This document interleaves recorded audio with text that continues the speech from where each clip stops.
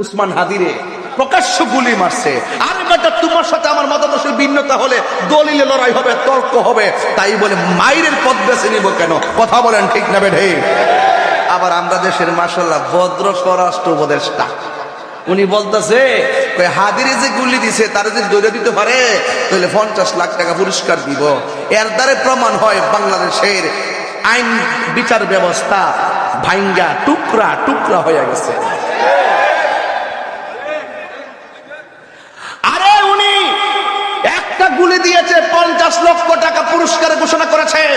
আমি ডাক্তারহীন ভাষায় তার বক্তব্যের দ্বিমত পোষণ করে বলতে চাই, আপনি একটা গুলি দিয়েছে, আপনি 50 লক্ষ টাকা পুরস্কার ঘোষণা করেছেন, আর দিব্যি গাজীপুর কুবাইলে আমার মসজিদের ইমামকে রইসউদ্দিনকে প্রকাশ্যে মব ভায়োলেন্সের মাধ্যমে হত্যা করেছে, আর আসামিরা ঘুরে ঘুরে বেড়াচ্ছে।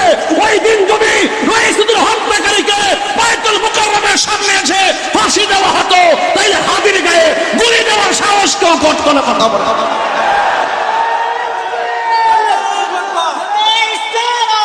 ঠিক কিনা?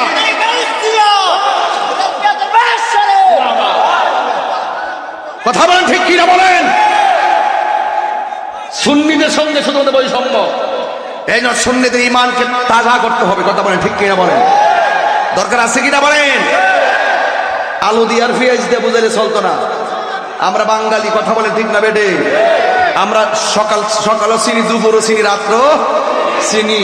এটা এক ঋতুর দেশ না, এটা 6 ঋতুর দেশ, বহুরূপী মানুষ। সুতরাং নাটক কম করো প্রিয়।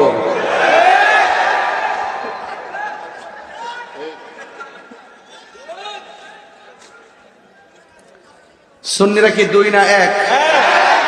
আল্লাহর রহমতে 1 থাকবো তো ইনশাল্লাহ। সব দেখা শেষ বাবা শাহজালালের বাংলাদেশ। রাজি আছেন না নাই? গভীর মনোযোগ।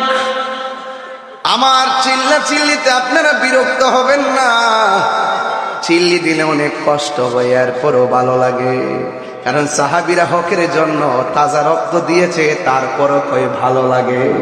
কথা বলেন না বাজান ঠিক কিনা? এরপরে আমার নবী যে সূরাটা বললেন, সূরার নাম কি? সূরা কাউসার। ফয়সাল কাউসার,